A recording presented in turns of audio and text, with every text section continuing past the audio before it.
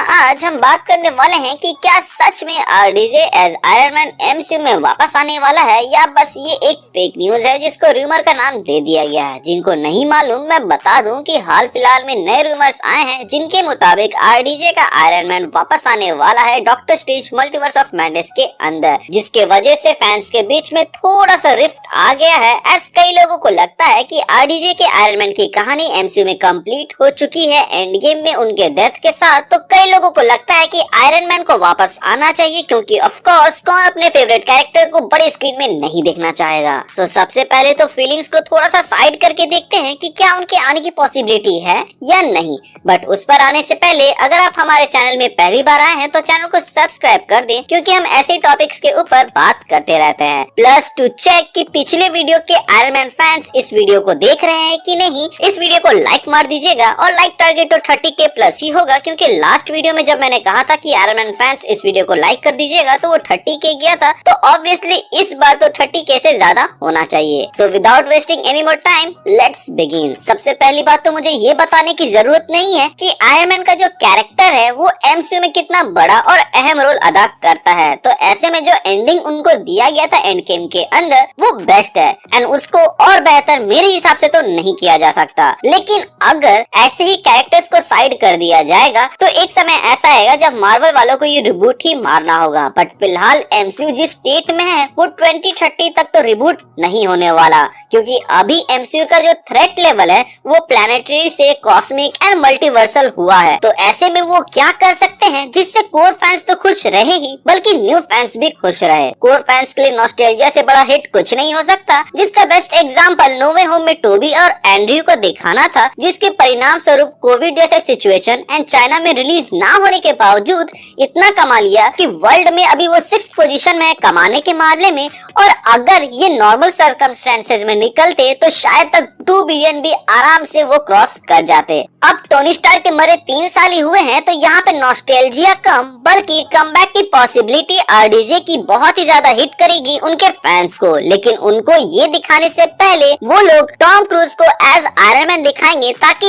In case Tom Cruise का Iron man पसंद ना आए तो उनको शांत करने के लिए आरडीजे का आयरन मैन मूवी के एंड में ही हमें दिखा दिया जाएगा। अब जैसा कि आपको याद होगा कि मैंने बताया था कि टॉम क्रूज का आयरन मैन कॉमिक्स के सुपीरियर आयरन मैन पर बेस्ड होगा, प्लस 3 इन्फिनिटी स्टोन्स उसके पास होने वाले हैं, साथ में थैनोस का कटा हुआ सर, और उसने successfully Iron Legion and Ultron को बनाया हुआ है, तो उसका दबदबा एज अ पावरफुल कैरेक्टर यहाँ पर आप देख ही सकते हैं। सुनने में आया है कि सुपीरियर आयरन मैन का कैरेक्टर के जैसे ही टॉम क्रूज का आयरन मैन के मॉरल्स नहीं होंगे, जिससे उसको पसंद करने की पॉसिबिलिटी और भी ज्यादा बढ़ जाती है क्योंकि आजकल लोग हीरो से ज्यादा विलन्स एंड एंटी हीरो को पसंद करने लगे हैं। प्लस वो टॉम क्रूज है और मुझे बताने की जरूरत नहीं है कि वो कौन है, लेकिन जब आप एक आयरन मैन का ऐसा वेरिएंट देख रहे हैं जो कि मल्टीवर्स में थोड़ा डार्क है, तो उसको काउंटर करने के लिए आप मरे हुए आयरन मैन को तो जिंदा नहीं करेंगे, उल्टा आप उसके वेरिएंट को यूज करेंगे जो कि आरडीजे के जैसा दिखता है, जिससे आरडीजे की आयरन मैन की लेगेसी जो कि एमसीयू में बनी है वो बनी रहे, plus RDJ as Iron Man Marvel multiverse में वापस आ जाए। इससे जो आयरन मैन के फैंस 2 ग्रुप में बट रहे हैं उनमें से किसी की भी फीलिंग्स हर्ट नहीं होगी।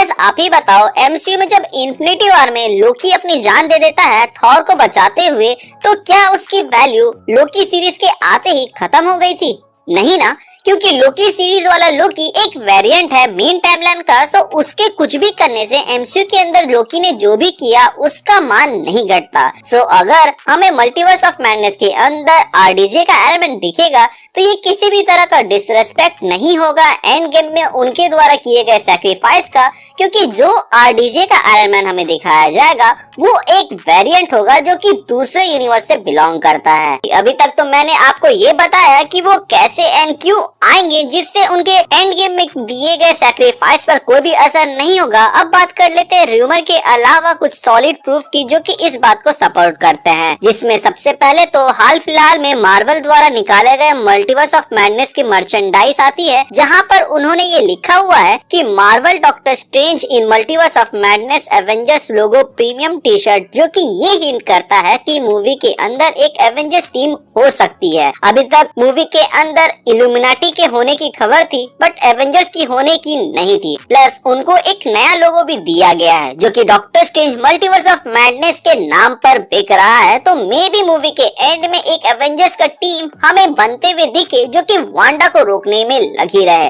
क्योंकि बॉस वांडा डार्क होल्ड पढ़ने के बाद जिस लेवल में पहुंचेगी उसमें डॉक्टर स्ट्रेंज उसको अकेले नहीं हरा सकते, और अगर वो हरा देते हैं तो समझ जाइए कि डॉक्टर स्ट्रेंज से पावरफुल पूरे एमसीयू में कोई भी कैरेक्टर नहीं है। बट एज आई सेड की पॉसिबिलिटी है कि हमें एक नई एवेंजर्स की टीम देखने को मिल सकती है जो कि अलग अलग यूनिवर्स से हो, जैसा कि व्हाट इफ में गार्डियंस ऑफ मल्टीवर्स को बनाया गया था। अगर आपने मेरी last video on iron man देखी है तो उसमें मैंने बताया था कि रूमर की माने तो जिस यूनिवर्स से आयरन मैन आ रहे हैं उस यूनिवर्स में आयरन मैन की जगह डॉक्टर स्ट्रेंज स्नैप करते हैं एंड वो मारे जाते हैं। तो एक पॉसिबिलिटी यहाँ पर ये हो सकती है कि उस यूनिवर्स में आयरन मैन डॉक्टर स्ट्रेंज के कुर्बानी के बाद जादू सीखता है एंड उस यूनिवर्स का सॉर्सरर सुप्रीम बन जाता है, जिसके बाद से मल्टीवर्स ऑफ मैडनेस के अंदर जब फाइनल बैटल के दौरान डॉक्टर स्ट्रेंज वांडा से भिड़ रहे होते हैं तो वो दूसरे यूनिवर्स से सॉर्सरर सुप्रीम के लिए दरवाजा खोलते हैं, तो उसमें से RDJ as Iron Man supreme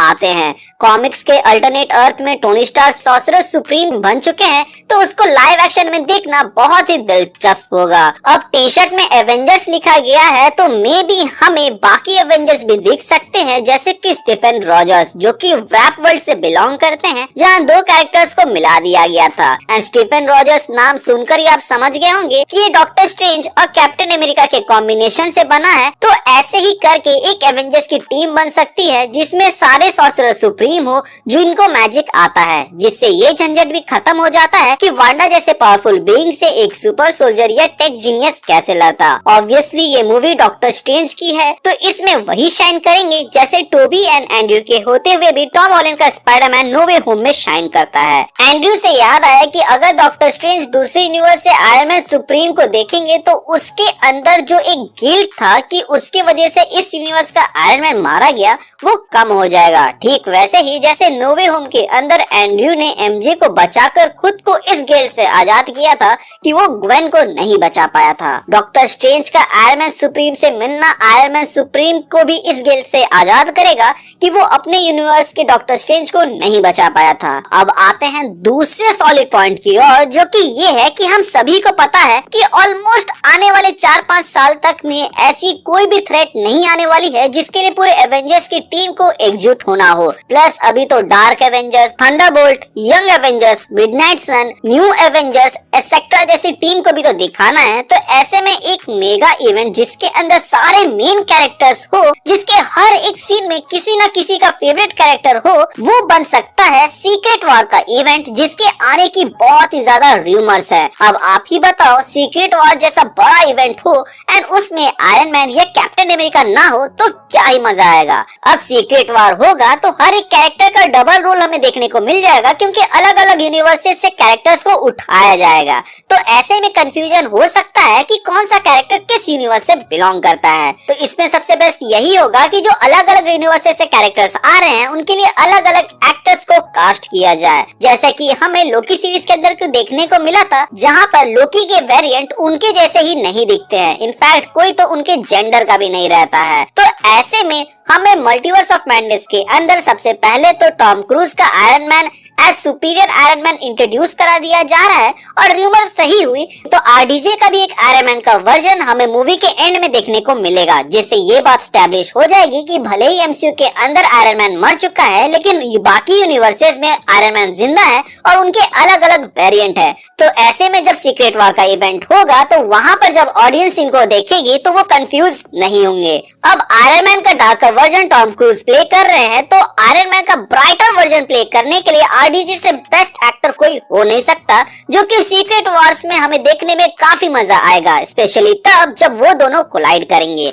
तो मेरे पॉइंट ऑफ व्यू से आरडीजे का आयरन मैन एमसीयू में वापस आ सकते हैं और इसकी पॉसिबिलिटी है कि जो रूमर्स हमें सुनने में आ रहा है कि मल्टीवर्स ऑफ मैडनेस में वो दिखेंगे वो सच हो सकता है। एज इन्फिनिटी वॉर के अंदर भी एक डिलीटेड सीन था या फिर कहे एक प्लान्ड सीन था जिसके अंदर हमें आयरन मैन केप के साथ देखते, जो कि हो सकता था शायद तक आयरन मैन सुप्रीम की ओर हिंट कर रहा हो। मल्टीवर्स ऑफ मैडनेस के टेस्ट स्क्रीनिंग से हमें ये पता चला है कि इस मूवी के अंदर एक ऐसा कैरेक्टर होने वाला है जिसके रूमर्स आपने अभी तक नहीं सुने कि वो doctor strange multiverse of madness के अंदर है। अब आप ही बताओ, मेरे उस आरडीजे रिटर्न वाले वीडियो से पहले आपने एक बार भी आरडीजे मल्टीवर्स ऑफ मैडनेस में होंगे इस रूमर को सुना था? तो पॉसिबिलिटी हो सकती है कि आरडीजे एज आयरन मैन हमें मल्टीवर्स ऑफ मैडनेस के अंदर दिखे। खैर, अगर वो मल्टीवर्स ऑफ मैडनेस में नहीं भी दिखे तो कोई टेंशन वाली बात नहीं है, क्योंकि सीक्रेट वॉर्स में तो उनके आने की प्रोबेबिलिटी सबसे ज्यादा रहेगी। आपको क्या लगता है कि RDJ as Iron Man Supreme या